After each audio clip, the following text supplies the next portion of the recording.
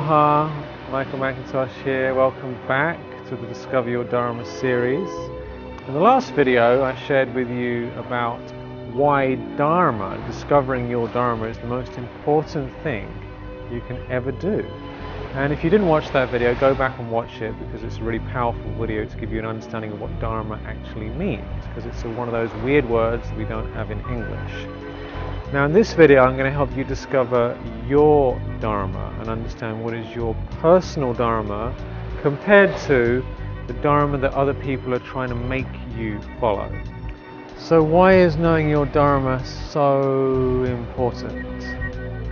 Now in the Gita there's an extremely powerful quote, and basically it says, it's better to follow your own Dharma, although imperfectly performed, than it is to perfectly follow the Dharma of somebody else. Because if you follow someone else's Dharma, you're guaranteed to have fear and anxiety, and even may lead you to death. Now I've paraphrased this quote a little bit so you understand it, but in other words, don't bother trying to follow someone else's Dharma. You might do perfectly doing something that someone else is supposed to do, but if it's not your own Dharma, it's going to screw up your life and it's going to ruin your peace. So if you look at our world, you've probably noticed that a lot of people go to work, do stuff they don't like, do other things that their parents said they should, and media says you need to have all these things and do all this stuff. People are running around, look at all the cars and everything's fast, fast, fast, and beep, beep, beep, and everyone's in a rush. What are we doing? What are we doing with our lives? Is it our own Dharma? So if you want to discover your Dharma, you need to really understand the difference between your Dharma and what other people have told you is your Dharma. And you probably know about the law of attraction and the secret and all those sort of things. And what those things don't talk about, they basically say, just whatever you want you can have, and just imagine what you want and you can attract it, right? And law of attraction does actually work and it's great, but the big problem is that we don't know what we want.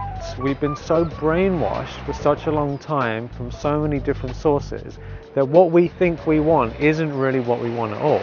And the ego is in charge of our lives. So what we think is me and what we think is important and what we think is the best ever, most of the time is only a fraction of our true Dharma. The rest of it is all social programming and social opium.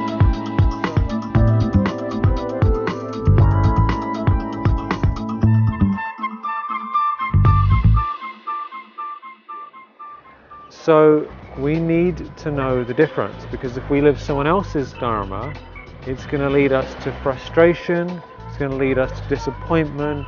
We might be excellent in what we do, but we're just dead on the inside. And following someone else's Dharma in an extreme form can end up leading you to physical illness, disease, and even death, you know. And if you look at the world, all the suffering is because the people are not following their Dharma. So we really need to get this one right. And it's not obvious because you might be good at something else, but it's not your Dharma. Okay? So just because you're good at it doesn't mean it's yours. It's also important to realize that your Dharma, you performing your Dharma, might not be done perfectly. Now, when I shot this video, I afterwards came back and looked at the shot, because it's not always easy to tell, and I was like, oh my god, what the hell happened to my hair? It's all over the place. What are these people going to think? Here's this guy teaching me about Dharma and he can't comb his own hair. And I thought, oh, I should go back and reshoot it, or do this, or maybe I shouldn't do it.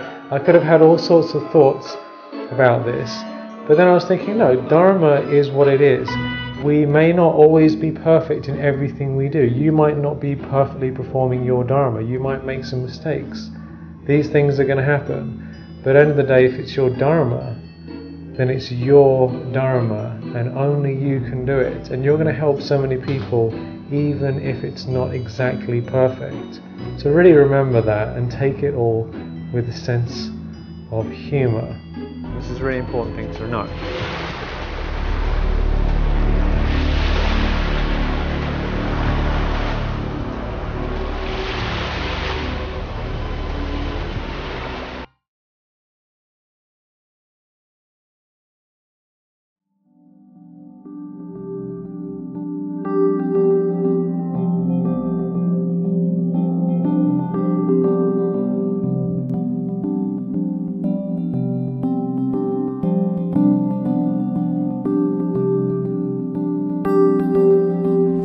So what is your Dharma?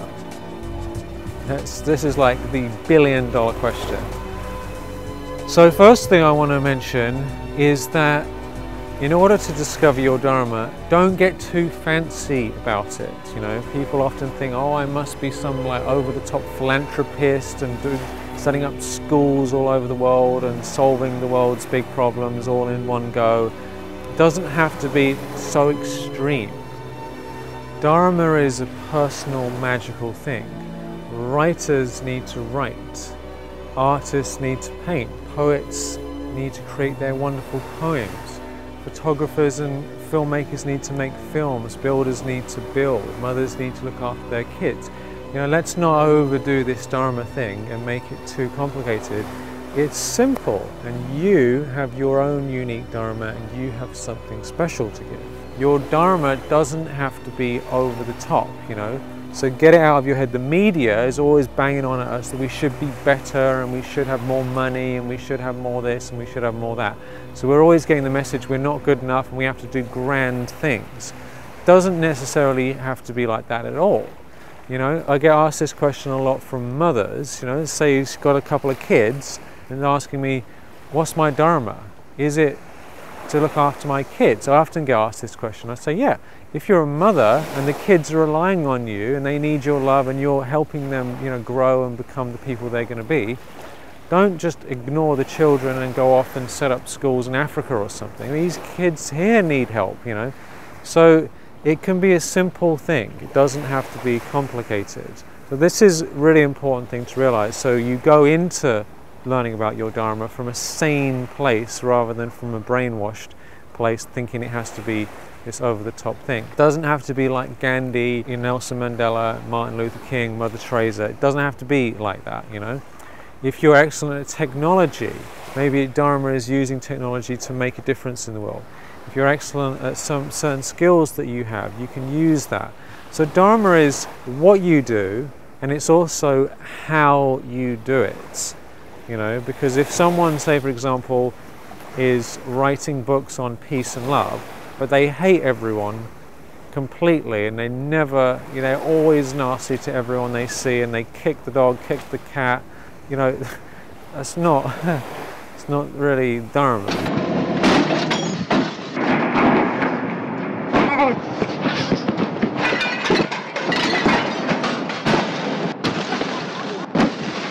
So it needs to be who you are, why you do it, what you do, how you do it, where you do it, and when you do it. You know, Dharma is all levels of life aligned together. That's what makes it a strange and unusual and deep thing. And the second thing to realize is that what you think your Dharma is, your first thought about it, might be spot on, actually. You know, sometimes our subconscious mind just gives us the gold right away and it's really the truth. But a lot of the time it isn't. We've got all this stuff in our head. So when you think of Dharma, question everything.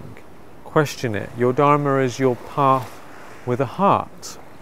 It's what you're here to do and how you're here to be in the world. It's being and doing together. And Dharma is not something that happens only, you know, between 9 and 10 o'clock. This is my Dharma and I do this thing. That's not what it is. Dharma is 24/7 in your dreams, every day, every time you talk to somebody, everything you do. Your Dharma is the whole thing together. So don't think of it in terms of it's this one thing that you do, you know, that's my Dharma. It's not like that. It's multiple levels and it incorporates all levels of being. And because there's no word for it and we haven't been told about this, you know, this is a new idea and it's like, how can my Dharma be all these things at once and all levels and at all times? So this is a really good question and it's a really deep thing. And that's why it's so important to know what your Dharma is.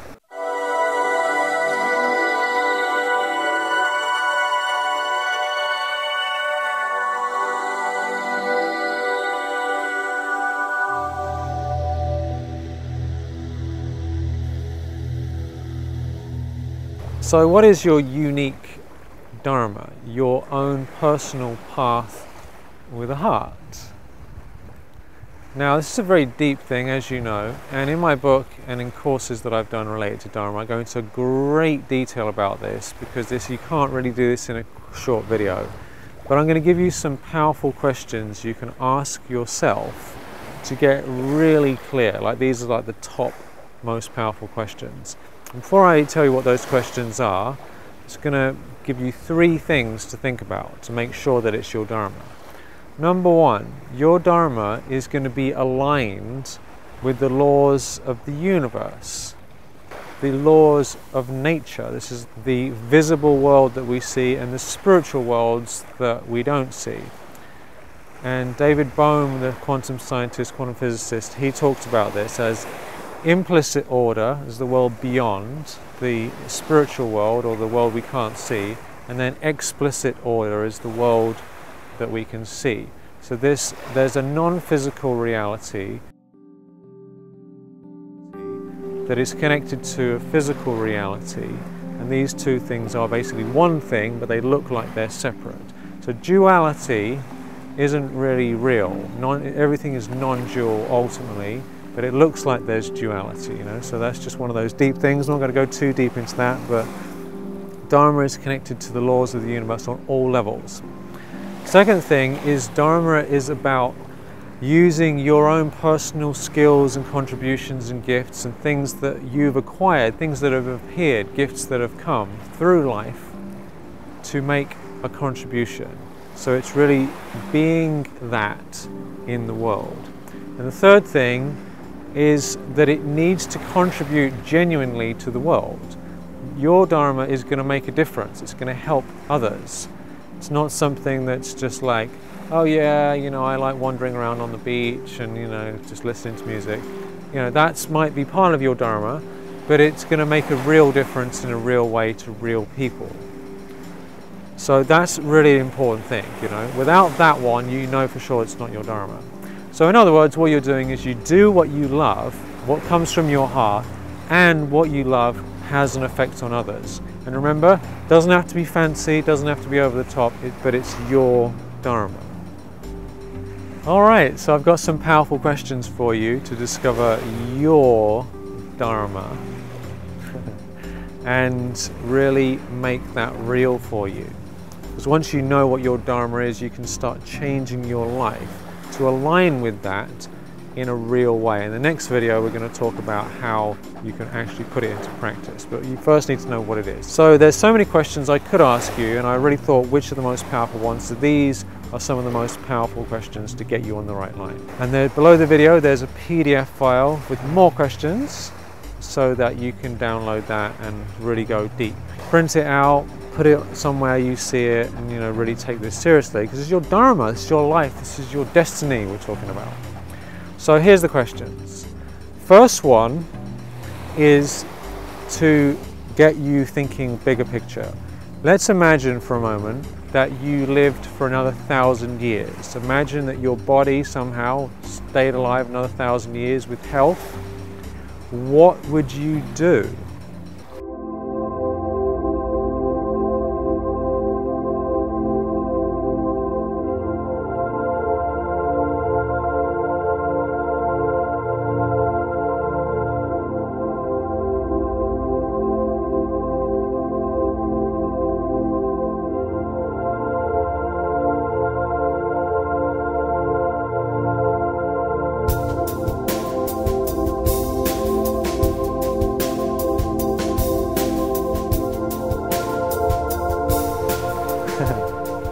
That's a big one.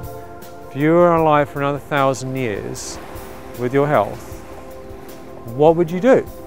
What would you do with your life? When you start thinking big picture like this, it changes your entire perspective and allows you to perceive much deeper about what your Dharma is. Another question is, if you had time and money, so you don't have to worry about time, you have time to spend, you have money, you don't have to worry about money, what would you do to make a difference? So now you've got time and money, what are you doing to make a difference in the world?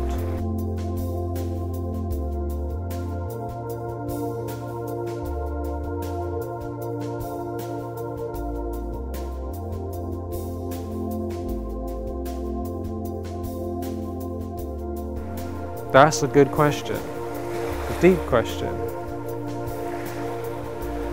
All right, a couple other questions. Now these are very deep. You might want to take your time to think about these even deeper. So when you leave the world, let's imagine looking back from the future. Imagine you're at your funeral and looking down from above because you're still going to be alive because you can't die. What do you want to be known for? What do you want to have been the contribution you left with the world? This is a really powerful question. Imagine you're there in the future, above your body, looking at all these people coming to celebrate your life. What are they celebrating? What did you leave behind? How did you make the world a better place? Another extremely powerful question is, what are the things that you do naturally that people thank you for? You know, some of the time we think, I'm so great at all this stuff, but you don't get praise. But there's other things that you do that people just say, oh wow, thanks so much for doing that. That was great. You know, the reason I do the courses and trainings I do is because I get so much praise and blessings and appreciation from people that I'm like, great, you know, I must be doing this, and it's easy for me to do. It's easy for me to do it, and people appreciate it. So that's why I do it. That's why it's my Dharma. What do you do that you love to do, that's easy for you to do, and people say, wow, thank you for that? It's a really good sign. And once you have these questions, you're really there on the right path. And remember, you can just make a couple of shifts in your life and you end up thousands of miles in a different direction. You know, if you're in a boat, you make a little change, you're going to end up in a completely different place. That's what your life is now. What you do today is going to change your destiny. Last question I want to ask you is that when you look at all these questions, really question yourself and question the questions. Is this really my Dharma? Is this really mine, or does it come from somewhere else?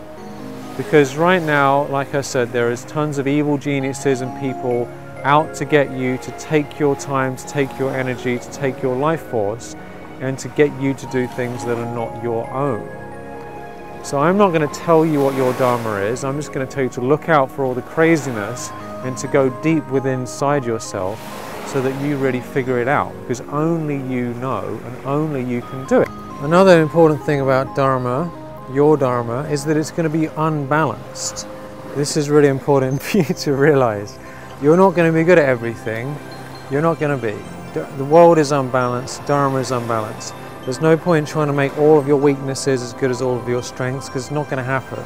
Dharma is about using your strengths and developing them. Not about ignoring your weaknesses and being slack, but you're going to be way better at some things. I'm naturally far more creative and less organized. I can try and be organized, but it's not going to happen, and it would ruin my creativity.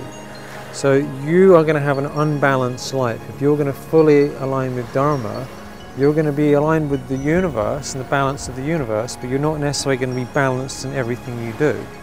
And if you think about it, the way the world is balanced is because some people are very good at some things and crap at other things, and some people are excellent at those other things. And when you put all of us together living our Dharma, you end up with complete balance. But if all of us had to grow our own food and be good at this and be good at accounting and good at this and good at that, it would be impossible to do anyway. So realize unbalanced is okay, and actually is more balanced than trying to be balanced is. So be open to being unbalanced, and that's how you're going to have an amazing life and really experience the wonder of Dharma and be in your Dharma.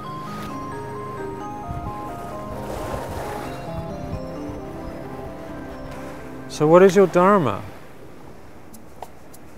Your Dharma is your unique contribution to the world. It's where you're aligned with life itself. You're connected to that experience of eternity and the wonder and the magic. And you're allowing grace to flow through you, and you're doing things that bring you joy, and other people are benefiting from it. So that's a win-win-win-win-win. The more win-win-win-win-win situations you get, the better. Stephen Covey was always talking about having win-win rather than win-lose or lose-lose situations. Dharma is win-win-win-win-win-win-win-win, you know. Dharma is something that is going to bring you massive joy. One of the most beautiful things about living your Dharma is that everything you do all day long has meaning. You know, you actually experience being alive in the moment, and that feeling of wasting your time and what am I doing, and you know, why am I doing this, is gone. So you can actually be where you are. Like here I am on the beach. I can fully be here and be enjoying being here and be present being here. So that experience of being here now and being in the flow goes up massively. As soon as we align, we go into the flow and we're here and we enjoy the moment. And that's priceless, because if you have priceless moments over and over and over and over and over, then your whole life is going to be beautiful. And those moments start right now with us aligning with Dharma. Dharma is your why, your what, your how, your where, and your when of life. It includes everything: why you do, what you do, how you do it, who you do it with, when you do it, and where you do it. You know, it's the whole thing. Every single element of your life is affected. It's something that only you can do as well. Your Dharma is not the same as anyone else's Dharma, and it's very unlikely that it's got anything to do with all this peer pressure and social conditioning that we've all been subjected to, and we need to release.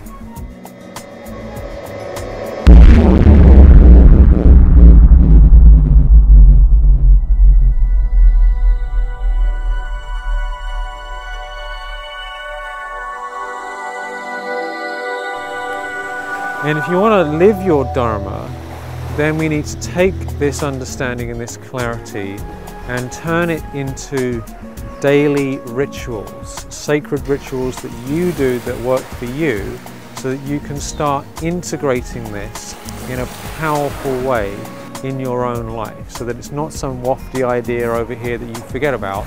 It's something that's real, that builds upon itself over and over and over again.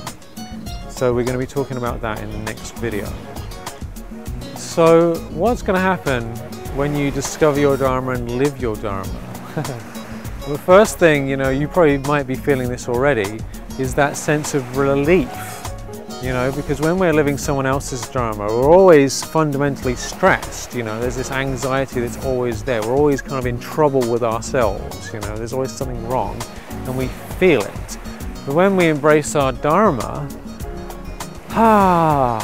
everything becomes easy, it becomes powerful, it becomes meaningful, it brings everything together. All these different pieces of your life, all these fragments, all these weird things here and there, it all comes into one big thing.